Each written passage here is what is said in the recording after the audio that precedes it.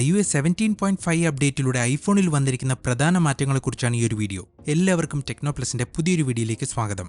Apple ഇന്നേ ദിവസം iOS 17.5 update കൂടാതെ iPadOS 17.5, WatchOS 10.5, tvOS 17.5 ഇതുകൂടാതെ പഴയ ഐഫോണിലേക്ക് iOS 16.7.8 എന്ന മറ്റ് ചില അപ്ഡേറ്റുകൾ കൂടെ പുഷ് ചെയ്തതായി കാണാൻ കഴിയും. അപ്പോൾ എന്തൊക്കെയാണ് iOS 17.5 അപ്ഡേറ്റിൽ വന്നിരിക്കുന്ന മാറ്റങ്ങളെന്ന് നോക്കാം. ആദ്യമായിട്ട് നിങ്ങളുടെ ഫോണിൽ അപ്ഡേറ്റ് വന്നിട്ടുണ്ടോ എന്നറിയാൻ വേണ്ടിയിട്ട് സെറ്റിംഗ്സിൽ ജനറൽ സെക്ഷനിൽ വന്ന് സോഫ്റ്റ്വെയർ അപ്ഡേറ്റ് എന്ന് പറയുന്ന ഈ ഒരു ഓപ്ഷനിൽ വന്ന് നോക്കുക. അപ്പോൾ നിങ്ങളുടെ ഫോണിന് എലിജിബിൾ ആയിട്ടുള്ള അപ്ഡേറ്റ് വന്നിരിക്കുന്നത് നിങ്ങൾക്ക് കാണാൻ കഴിയും. ഇതുവരെ ഇതിനു മുമ്പ് തൊട്ട് ഒരു അപ്ഡേറ്റ് ചെയ്യാത്തവർക്കാണെങ്കിൽ ഡയറക്റ്റ് 17.5ലേക്ക് അപ്ഡേറ്റ് ചെയ്യാനുള്ള ഓപ്ഷനും വരുന്നതാണ് എലിജിബിൾ ആയിട്ടുള്ള ഡിവൈസസ് ആണെങ്കിൽ. എന്തായാലും ഈ ഒരു അപ്ഡേറ്റിലെ മാറ്റങ്ങൾ എന്തൊക്കെയാണെന്ന് നോക്കാം. ആദ്യമായിട്ട് നിങ്ങൾ ലോക്ക് സ്ക്രീനിൽ വന്ന് പുതിയ വാൾപേപ്പർ സെറ്റ് ചെയ്യുന്ന സമയത്ത് പ്രൈഡ് സീരീസിലുള്ള ചില പുതിയ വാൾപേപ്പറുകൾ വന്നതായി കാണാൻ കഴിയും. ഇതൊക്കെയാണ് ഈ ഒരു വാൾപേപ്പർ എന്ന് പറയുന്നത്. ഇങ്ങനെ പല തീമിലുള്ള വാൾപേപ്പറുകൾ നിങ്ങൾക്ക് ലഭിക്കുന്നതാണ്. ഇപ്പോൾ ഞാനൊരു വാൾപേപ്പർ ഒന്ന് സെറ്റ് ചെയ്ത് കാണിക്കാം. ഈ ഒരു വാൾപേപ്പർ ഞാൻ എന്തായാലും ഒന്ന് സെറ്റ് ചെയ്യാണ്. അപ്പോൾ ഇതാണ് നിങ്ങൾക്ക് കാണുന്ന ഒരു ആനിമേഷൻ എന്ന് പറയുന്നത്. അപ്പോൾ വളരെ നല്ലൊരു ആനിമേഷൻ ആണെങ്കിൽ തന്നെയും ഐക്കോൺസ് അത്ര വ്യക്തമായി കാണുന്നില്ല എന്ന് എനിക്കൊരു പ്രശ്നം ഉള്ളത് കൊണ്ട് തന്നെ എനിക്ക് ഈ ഒരു വാൾപേപ്പർ അത്ര അങ്ങോട്ട് ഇഷ്ടപ്പെട്ടിട്ടില്ല. നിങ്ങളുടെ അഭിപ്രായം എന്താണെന്നുള്ളത് കമന്റ് ചെയ്യുക. ഈ ഒരു അപ്ഡേറ്റിലൂടെ വന്നിരിക്കുന്ന മറ്റൊരു വലിയ മാറ്റം യൂറോപ്യൻ യൂണിയനിലുള്ള ഫോണുകൾക്കാണ്. അതായത് കഴിഞ്ഞ അപ്ഡേറ്റിൽ ഞാൻ പറഞ്ഞിരുന്നു തേർഡ് പാർട്ടി ആപ്ലിക്കേഷനുകൾ ആപ്പ് സ്റ്റോറിൽ നിന്നല്ലാതെ മാർക്കറ്റ് പ്ലേസസ് അല്ലെങ്കിൽ മറ്റുള്ള ആപ്പ് സ്റ്റോർസിൽ നിന്ന് ഡൗൺലോഡ് ചെയ്യാനുള്ള ഓപ്ഷൻ ഉണ്ട് എന്ന്. എന്നാൽ ഇനി മുതൽ ഏതെങ്കിലും ഒരു ആപ്ലിക്കേഷന്റെ ഡെവലപ്പർ ചൂസ് ചെയ്യുകയാണ് എന്നുണ്ടെങ്കിൽ വെബ്സൈറ്റിൽ നിന്നും ഡയറക്റ്റ് ആപ്ലിക്കേഷൻസ് ഡൗൺലോഡ് ചെയ്യാനുള്ള ഓപ്ഷൻ ഉണ്ടാവും. ഇപ്പോഴും ഉദാഹരണം ഇതേപോലൊരു വെബ്സൈറ്റ് ആണെന്ന് വിചാരിക്കുക. നിങ്ങൾ ഇൻസ്റ്റാൾ ഓപ്ഷൻ കൊടുക്കുമ്പോഴത്തേക്ക് നിങ്ങൾക്ക് ഇതേപോലെ ഒരു ഓപ്ഷൻ വരുന്നതാണ്. നിങ്ങൾക്ക് ഇവിടെ ഈ ഒരു ആപ്ലിക്കേഷൻ ഇൻസ്റ്റാൾ ചെയ്യാൻ കഴിയുന്നതാണ്. അങ്ങനെ ഇൻസ്റ്റാൾ ചെയ്യുന്ന ആപ്ലിക്കേഷൻ നിങ്ങളുടെ ഫോണിലേക്ക് വരുന്നതാണ്. ഇത് യൂറോപ്യൻ യൂണിയൻ രാജ്യങ്ങളിൽ മാത്രം ലഭിക്കുന്ന ഒരു ഓപ്ഷനാണ്, അല്ലാതെ എല്ലാ രാജ്യങ്ങളിലും ലഭിക്കുന്ന ഒരു ഓപ്ഷൻ അല്ല. അതുകൊണ്ട് പ്രത്യേകിച്ച് ഇന്ത്യയിലൊന്നും ഈ ഒരു കാര്യം ലഭിക്കില്ല എന്നുള്ളത് എടുത്തു പറയട്ടെ. ഇതുകൂടാതെ മറ്റൊരു അപ്ഡേറ്റ് വന്നിരിക്കുന്നത് ആപ്പിളിന്റെ ന്യൂസ് ആപ്ലിക്കേഷനകത്താണ്. ആപ്പിളിന്റെ ന്യൂസ് പ്ലസ് ആപ്ലിക്കേഷനകത്ത് ഓഫ്ലൈൻ മോഡ് എന്ന് പറയുന്ന പുതിയൊരു ഓപ്ഷൻ വന്നതായി കാണാൻ കഴിയും. ഈ ഓപ്ഷൻ എനേബിൾ ചെയ്യുകയാണെങ്കിൽ നിങ്ങളുടെ ഫോണിലേക്ക് അന്നുള്ള ന്യൂസസ് ഡൗൺലോഡ് ആകുകയും നിങ്ങളുടെ ഫോണിൽ ഒരുപക്ഷെ ഇന്റർനെറ്റ് ഇല്ലെങ്കിൽ തന്നെ നിങ്ങൾക്ക് ആ ഒരു കാര്യങ്ങൾ റീഡ് ചെയ്യാനും ഉള്ള ഓപ്ഷനാണ്. ഇതുകൂടാതെ തന്നെ നിങ്ങൾക്ക് ക്വാർട്ടൈൽസ് എന്ന് പറയുന്ന പുതിയൊരു ഗെയിമിംഗ് ഓപ്ഷനും കൂടെ വന്നിട്ടുണ്ട്. അല്ലാതെ തന്നെ കുറച്ച് വേർഡ് ഗെയിംസ് നമുക്ക് ന്യൂസ് ആപ്ലിക്കേഷനകത്ത് ലഭിക്കുന്നതാണ്. അതുകൂടാതെ തന്നെ പുതിയൊരു വേർഡ് ഗെയിമും കൂടിയാണ് ആപ്പിൾ ഇപ്പോൾ ആഡ് ചെയ്തിരിക്കുന്നത്. iOS 17.5 അപ്ഡേറ്റിലൂടെ വന്നിരിക്കുന്ന മറ്റൊരു മാറ്റം ഫൈൻഡ് മൈ ആപ്ലിക്കേഷനകത്താണ്. ഫൈൻഡ് മൈ ആപ്ലിക്കേഷനകത്ത് നിങ്ങളുടെ ഡിവൈസ് ലിസ്റ്റ് ഇവിടെ കാണാൻ കഴിയും. ഏതെങ്കിലും ഒരു ഡിവൈസ് നിങ്ങളുടെ ഫൈൻഡ് മൈ ആപ്ലിക്കേഷനിൽ നിന്ന് ഡിലീറ്റ് ചെയ്യുന്ന സമയത്ത് ആ ഒരു ഡിവൈസ് റിപ്പയർ മോഡിലേക്ക് പോകാൻ ഉള്ള ഓപ്ഷൻ ചോദിക്കുന്നതായി കാണാൻ കഴിയും. ഇത് നിങ്ങൾ ഒരു പക്ഷേ കണ്ടിന്യൂ കൊടുക്കുകയാണെങ്കിൽ റിപ്പയർ മോഡിലേക്ക് പോകുന്നതാണ്. എന്നാൽ ഈ ഒരു റിപ്പയർ മോഡിൽ നിന്ന് എങ്ങനെയാണ് എക്സിറ്റ് ചെയ്യുന്നത് എന്നതിൽ വ്യക്തമില്ല. നിങ്ങൾക്ക് ഇതിനെക്കുറിച്ച് അറിയാമെങ്കിൽ തീർച്ചയായിട്ടും കമന്റ് ബോക്സിൽ അറിയിക്കാം. ഒരുപക്ഷെ ഞാൻ വിചാരിക്കുന്നു നിങ്ങൾ ഇത് ഒഫീഷ്യൽ സർവീസ് സെന്ററിൽ കൊടുക്കുന്ന സമയത്ത് അവർ സർവീസ് ചെയ്തിട്ട് തിരിച്ചു തരുന്ന സമയത്ത് ഈ ഒരു റിപ്പയർ മോഡിൽ നിന്ന് എക്സിറ്റ് ചെയ്യുന്ന രീതിയിലായിരിക്കും തരുന്നത് എന്ന് വിശ്വസിക്കുന്നു. ഇതിനെക്കുറിച്ച് എന്തായാലും കൂടുതൽ ക്ലാരിറ്റി അറിയേണ്ടിയിരിക്കുന്നു. എന്തായാലും ഇതും ഈ ഒരു അപ്ഡേറ്റിൽ വന്നിരിക്കുന്ന ചെറിയൊരു മാറ്റമാണ്. ഒരു കാര്യം പറയട്ടെ, ഈ ഒരു അപ്ഡേറ്റ് എന്ന് പറഞ്ഞാൽ വളരെ മൈനർ ആയിട്ടുള്ള അപ്ഡേറ്റ് ആണ്.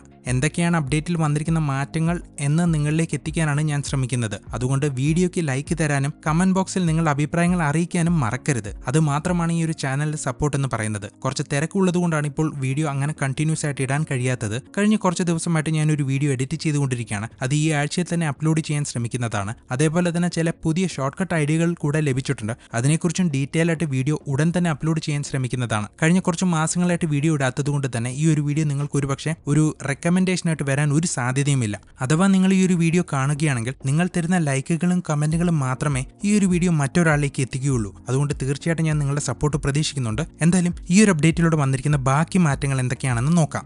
ഈ ഒരു അപ്ഡേറ്റിലൂടെ വന്നിരിക്കുന്ന മറ്റു മാറ്റം ബുക്സ് ആപ്ലിക്കേഷനകത്ത് നിങ്ങൾ ഹോം പേജിൽ വരുന്ന സമയത്ത് ഇവിടെ പുതിയതായിട്ട് ഗോൾസ് എന്ന് പറയുന്ന ഒരു ഓപ്ഷൻ കാണാൻ കഴിയും. അതായത് നിങ്ങൾക്ക് ഓരോ ദിവസം എത്ര നേരം ബുക്ക് വായിക്കണം, ഏതൊക്കെ ബുക്ക് ഒരു വർഷം വായിക്കണം എന്നുള്ളൊരു ഗോൾ സെറ്റ് ചെയ്യാനും അത് കഴിയുന്നതിനനുസരിച്ച് അതിന്റെ ടാർഗറ്റ് എവിടം വരെ അച്ചീവ് ആയെന്ന് കാണിക്കുന്ന ഒരു ചെറിയൊരു ഓപ്ഷനാണിത്. ഇത് ബുക്സ് വായിക്കുന്നവർക്ക് തീർച്ചയായിട്ടും ഉപകാരപ്രദമാകുമെന്ന് വിശ്വസിക്കുന്നു. ഇതേപോലെ പോഡ്കാസ്റ്റ് ആപ്ലിക്കേഷനകത്ത് മറ്റൊരു മാറ്റം വന്നതായി കാണാൻ കഴിയും. ഉദാഹരണം, നിങ്ങൾ ഏതെങ്കിലും ഒരു പോഡ്കാസ്റ്റ് കേൾക്കുന്ന സമയത്ത് നിങ്ങൾക്കത് വിഡ്ജറ്റിൽ കാണാൻ കഴിയും. നിങ്ങളുടെ ഹോം സ്ക്രീനിൽ അത് വിഡ്ജറ്റ് ആയിട്ട് സെറ്റ് ചെയ്തിട്ടുണ്ടെങ്കിൽ ഇപ്പോൾ ഞാൻ ഈ ഒരു പോഡ്കാസ്റ്റാണ് കേൾക്കുന്നത്. എന്നാൽ നിങ്ങൾക്ക് പെട്ടെന്ന് അത് മാറ്റി മറ്റൊരു പോഡ്കാസ്റ്റിലേക്ക് പോകുകയാണെങ്കിൽ, ഇപ്പോൾ ഞാൻ വേവ് ഫോമിന്റെ ഈ ഒരു പോഡ്കാസ്റ്റ് കേൾക്കുകയാണ്. അപ്പോൾ ആ ഒരു പോഡ്കാസ്റ്റ് പ്ലേ ചെയ്യുന്ന സമയത്ത് ഓട്ടോമാറ്റിക്കായിട്ട് വിഡ്ജറ്റിന്റെ കളർ മാറുന്നതായി കാണാൻ കഴിയും. അതായത് ഈ ഒരു അപ്ഡേറ്റിലൂടെ പോഡ്കാസ്റ്റിന്റെ ഡൈനാമിക് വിഡ്ജറ്റാണ് നമുക്ക് കാണാൻ കഴിയുന്നത്. പ്രത്യേകിച്ച് കളറെല്ലാം മാറുന്ന ഒരു വിഡ്ജറ്റ് ആയിട്ടാണ് നമുക്ക് ഈ ഒരു അപ്ഡേറ്റിലൂടെ കാണാൻ കഴിയുന്നത്. iOS 17.5 അപ്ഡേറ്റിലൂടെ വന്നിരിക്കുന്ന മറ്റൊരു മാറ്റം പോഡ്കാസ്റ്റിന്റെ കാര്യത്തിൽ നിങ്ങൾ സ്പോട്ട്ലൈറ്റിൽ വന്ന് സെർച്ച് ചെയ്യുന്ന സമയത്ത് നിങ്ങൾ റെഗുലറായിട്ട് കേൾക്കുന്ന പോഡ്കാസ്റ്റുകളുടെ ലിസ്റ്റും നിങ്ങൾക്ക് കാണാൻ കഴിയുന്നതാണ്. ഇപ്പോൾ ഉദാഹരണം ഞാൻ ഇവിടുന്ന് ടാപ്പ് ചെയ്യുകയാണെങ്കിൽ അതൊരു ഷോർട്ട് കട്ടായി പ്രവർത്തിക്കുകയും പെട്ടെന്ന് നിങ്ങൾ ടാപ്പ് ചെയ്ത ആ ഒരു പോഡ്കാസ്റ്റ് പ്ലേ ചെയ്യുന്നതായിട്ട് കാണാൻ കഴിയും. ഇതുകൂടാതെ മറ്റൊരു മാറ്റം, നിങ്ങൾക്ക് സെറ്റിംഗ്സിൽ പ്രൈവസി ആൻഡ് സെക്യൂരിറ്റി എന്ന് പറയുന്ന ഓപ്ഷനിൽ വന്നു കഴിഞ്ഞാൽ pass key access for web browse എന്ന് പറയുന്ന ഓപ്ഷൻ കാണാൻ കഴിയും. ഇത് കഴിഞ്ഞ അപ്ഡേറ്റിൽ തന്നെ വന്നിരുന്നൊരു മാറ്റമാണ്. എന്നാൽ കഴിഞ്ഞ അപ്ഡേറ്റിൽ ഒരുപക്ഷെ അവർ ചെയ്യാൻ മറന്നൊരു കാര്യമാണ്, എല്ലാ ഓപ്ഷൻസിനും ഒരു ഐക്കൺ കൊടുത്തിട്ടുണ്ട്, ഇതിന് മാത്രം ഒരു ഐക്കൺ കൊടുത്തിരുന്നില്ല. ആ ഒരു കാര്യം എന്തായാലും ഈ ഒരു അപ്ഡേറ്റിലൂടെ ആപ്പിൾ കറക്റ്റ് ചെയ്തിട്ടുണ്ട്. ഇത്രയുമാണ് ഈ ഒരു അപ്ഡേറ്റിലൂടെ വന്നിരിക്കുന്ന പ്രധാന മാറ്റങ്ങൾ. പിന്നെ ഞാൻ അറിയുന്നത് iPadOS 17.5 നമ്മുടെ ഫോണിനകത്തൊക്കെ ബാറ്ററി ഹെൽത്ത് ചെക്ക് ചെയ്യാനുള്ള ഓപ്ഷൻ ഉണ്ടല്ലോ, അതേപോലെ ഒരു ഓപ്ഷൻ ഇതുവരെ iPadOS ലഭിക്കുന്നില്ലായിരുന്നു. എന്നാൽ ഇപ്പോൾ നമുക്ക് ആ ഒരു ഓപ്ഷൻ ലഭിക്കുമെന്നാണ് പറയുന്നത്. ഒരുപക്ഷെ ഇത് പുതിയതായിട്ട് വരുന്ന iPad Proയിൽ മാത്രമേ ഉള്ളൂ എന്നുള്ളതൊരു സംശയമുണ്ട്. എന്തായാലും ഇതുവരെയും അങ്ങനെ ഒരു ഓപ്ഷൻ ഇല്ലായിരുന്നു. ഈ ഒരു അപ്ഡേറ്റ് ഞാൻ iPadOSൽ ചെയ്തിട്ടില്ല. ചെയ്തു കഴിഞ്ഞാൽ മാത്രമേ അതിനെക്കുറിച്ച് ഡീറ്റെയിൽ ആയിട്ട് അറിയുകയുള്ളൂ. ആരെങ്കിലും ചെയ്തിട്ടാണ് ഈ ഒരു വീഡിയോ കാണുന്നത് എങ്കിൽ നിങ്ങൾ അത് കമന്റ് ബോക്സിൽ ഇടുകയാണെങ്കിൽ എല്ലാവർക്കും ഉപകാരപ്രദമാകും. അപ്പോൾ വളരെ ചെറിയൊരു വീഡിയോ ആണ്. നിങ്ങളിലേക്ക് ഈ ഒരു അപ്ഡേറ്റിനെ കുറിച്ചുള്ള കാര്യങ്ങൾ എത്തിക്കാൻ മാത്രമാണ് ഞാൻ ഈ ഒരു വീഡിയോയിലൂടെ ശ്രമിച്ചത്. നിങ്ങൾ തരുന്ന ലൈക്കും കമന്റുകളുമാണ് ഈ ഒരു ചാനലിനെ മുന്നോട്ട് കൊണ്ടുപോകാനുള്ള ആകെയുള്ളൊരു മോട്ടിവേഷൻ. നിങ്ങളുടെ സപ്പോർട്ട് തീർച്ചയായിട്ടും പ്രതീക്ഷിക്കുന്നു. ഷോർട്ട് കട്ടുകളെ കുറിച്ചുള്ള വീഡിയോ തീർച്ചയായിട്ടും ഞാൻ അപ്ലോഡ് ചെയ്യാൻ ശ്രമിക്കും. അത് മാത്രമാണ് ഈ ഒരു ചാനലിനെ കൂടുതൽ പേരിലേക്ക് ആകർഷിച്ചത് എന്ന് ഞാൻ വിശ്വസിക്കുന്നു. ഷോർട്ട് കട്ടുകളെ കുറിച്ച് ഒരുപാട് പേർക്ക് അറിയാൻ താല്പര്യമുണ്ടെന്ന് അറിയാൻ കഴിയുന്നുണ്ട്. അതെന്തായാലും അപ്ലോഡ് ചെയ്യുന്നതാണ്. അതേപോലെ മറ്റൊരു അപ്ഡേറ്റ് കൂടെ പറയുകയാണ്. ഞാൻ കുറച്ച് നാളുകൾക്ക് മുമ്പ് കസ്റ്റമൈസേഷനെ കുറിച്ചൊരു വീഡിയോ ഇട്ടിരുന്നു. ആ ഒരു വീഡിയോയിൽ ഞാൻ പറഞ്ഞത് 2 ഐക്കൺ പാക്കുകൾ ഞാൻ എല്ലാവർക്കും തരാം, അത് നിങ്ങൾ ഇൻസ്റ്റാഗ്രാമിൽ വന്ന് എനിക്കൊരു മെസ്സേജ് അയച്ചു കഴിഞ്ഞാൽ ആ ഒരു ഇമെയിൽ ഐഡിയിലേക്ക് ഞാൻ ഷെയർ ചെയ്യാമെന്നാണ് പറഞ്ഞത്.